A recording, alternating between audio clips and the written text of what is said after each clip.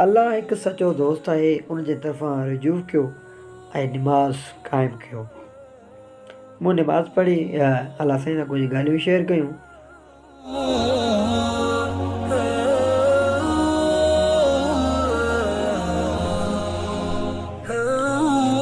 उन खां ॿ टे ॾींहं पहिरियां मुंहिंजी मुलाक़ात थी। मां बाबा सुमरे सां बहितरीनु माण्हू आहे यार, मूंखे हर ॻाल्हि में गाइडलाइन कंदो आहे।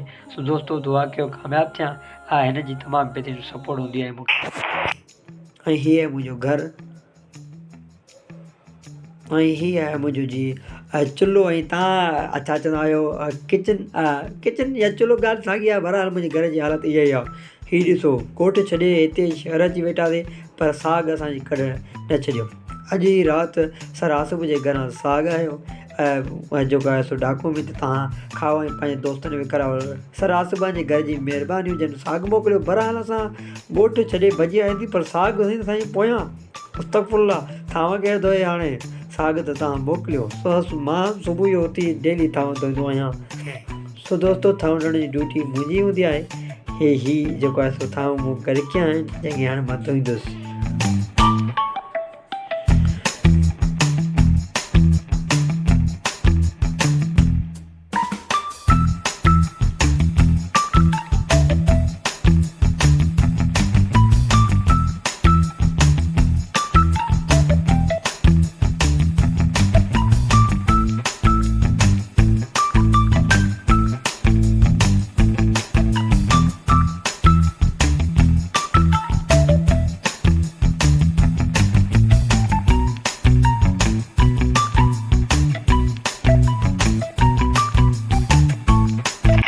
फाइनली यार थांव धो पिया। ही हज़ार आहे ज़िंदगी। सुबुह जो उथी निमाज़ पढ़ी वरी थांव धो। वाह रे वाह। पोइ दोस्त सईद खे मां आचर ॾींहुं जेको आहे सो जॉब ते मोकिलियो। हीअ आचर ते विधो आहे। उन खां पोइ वरी मां सोचियमि यार मां जो थोरो जेको आहे कमकार हो कंपनी मां दोस्तनि खे विज़िट करायां।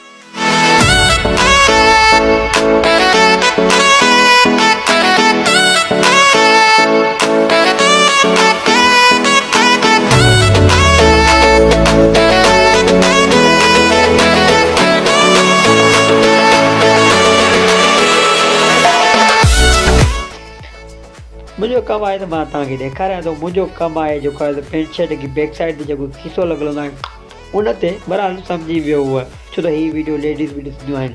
मतिलबु त तव्हां हाणे जेकॾहिं पेंट शर्ट पायो था त उन बैक साइड में खीसो लॻल आहे त सम्झो हिते मुंहिंजा जे हथ लॻल आहिनि। उहा कहिड़ो ख़ुशि नसीबु आहियां मां।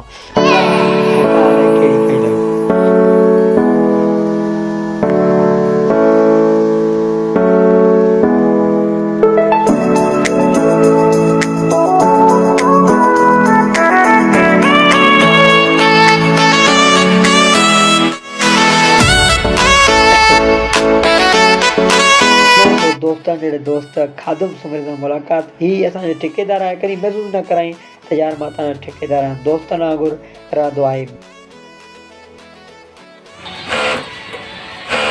ओ बेक़दरे लाइ मूंखे चरी दिल बर्बाद न कर।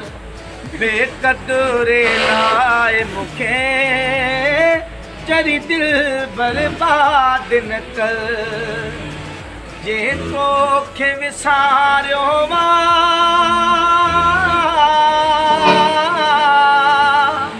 जे तोखे विसारियो तूं बि उनखे यादि न कर। बेक़दरे लाइ मूंखे चरी दिल बर्बाद न कर। असांखे यूट्यूबर थियण जो शौक़ु ऐं हिन माइट खे सिंगर थियण जो शौक़ु। लॻे थो ॿई ज़िंदगी में कामयाबु न थींदासीं। मज़ाक कईंदे यार छो न थींदा, तव्हां सपोर्ट कयो। हा, मुंहिंजे मोबाइल जो रिज़ल्ट थोरो ख़राबु आहे यार, सपोर्ट कयो त मोबाइल मां मटायां। उन खां पोइ दोस्त मुज़मिल सां मुलाक़ात थी। वियल हुओ हिन जे घर। सो हिन जा बि जेको आहे सो ख़ूबसूरत पखी हुआ जेके मूं विज़िट कया ऐं तव्हांखे बि ॾेखारिया। सो दोस्तो मां व्लॉग कयां थो हिते एंड। सो दोस्तो नेक्स्ट व्लॉग में तव्हां सां मुलाक़ात थींदी। ख़ुदा हाफ़िज़।